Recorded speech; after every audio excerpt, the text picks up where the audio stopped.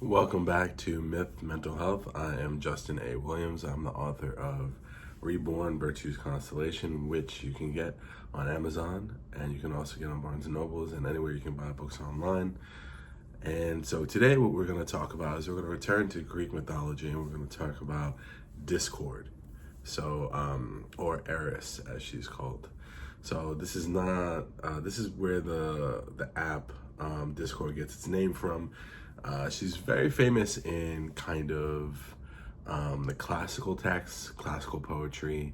People usually either evoke her in the sense of trying to deny her from having an effect, but as a goddess, she was never really evoked for the sense of prayer or the sense of anything really positive in the Greek mind. In the Greek mind, discord was something to be avoided. But I think in some ways, the stories of discord teach us how discord can actually be necessary and be a good thing for those who are, as my Sifu or old Kung Fu teacher would say, sleeping style in their methods and in their mentalities. So let's talk about it. All right, so in the first major sense of way that we learn about discord is she is talked about by Hesiod as a companion of Ares. There could be a romantic companionship there, knowing Ares. Ares is rarely with a woman, mentioned with a woman that he's not bedding, and he beds many. There's Demeter, there's who a lot of people don't know about. There is also obviously Aphrodite. There's Enyo. There's Eos. Plenty.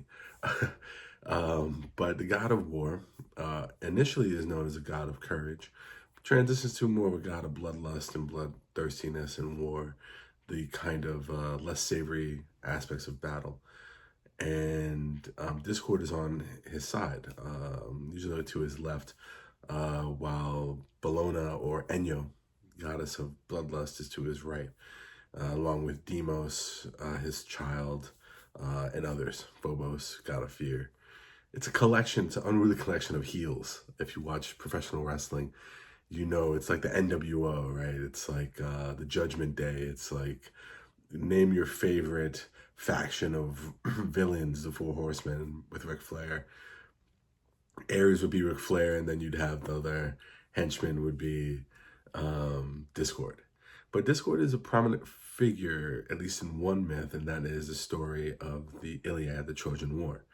We know now that the Troy was real. There was a real site that was excavated in the early parts of last century by, I believe, a German archaeologist who found the descriptions say that there was a wall, and to a T, the wall that they found was described accurately in the Iliad. So Troy is probably real. Whether the Trojan War was real, we don't really know. But obviously, it's fun to have conjecture and speculate.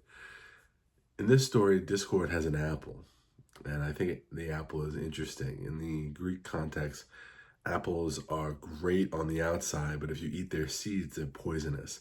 If you imagine discord being the same way, discord could have been a very beautiful woman. She's not as really described in any physical sense that I've ever seen, but being a goddess, she's probably beautiful, but she causes such havoc amongst people.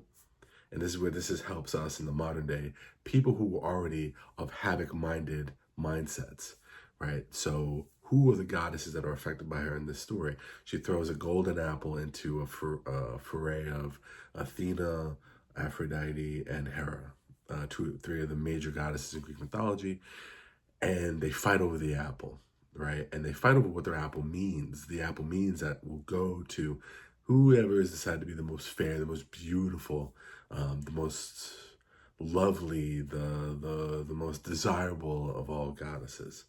And it falls to a mortal to decide this. They don't go to a deity. They go to a mortal, where the consequences, quite frankly, are even more dire, right? When things like this happen in the heavens, it's a skirmish, it's an argument, but it's never really a war on a full scale like the Iliad is. The Iliad turns into a full-scale war between the Mycenaean Empire, which is mostly in Greece, and then Troy. So, what we want to look at is some small things before we talk about some big things with Discord, right? We talked about the apple and what that symbolizes, but we also want to think about what's going on with Athena, Aphrodite, and then Hera, that they would need such a contest. Aphrodite has Zeus she's married to, a cantankerous lover who's not always loyal.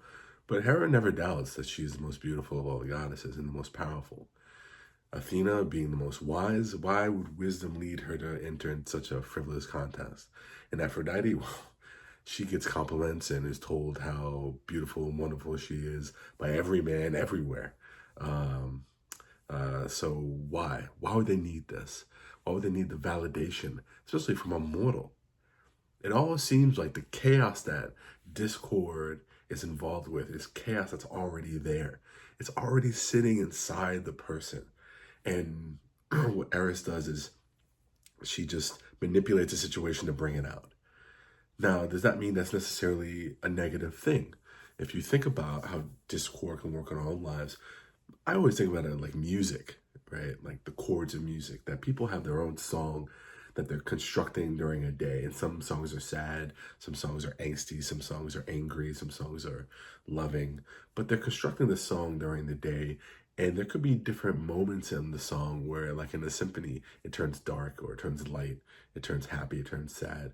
They're constructing these songs, and sometimes these songs that we construct in our minds, the ones that we are writing our lyrics for, in terms of what we say to people, in terms of the beat, how we walk, how we move, how we feel, the syncopation, the tone that we create when we get too angry at someone or misinterpret it or don't really understand what's happening around us or to us.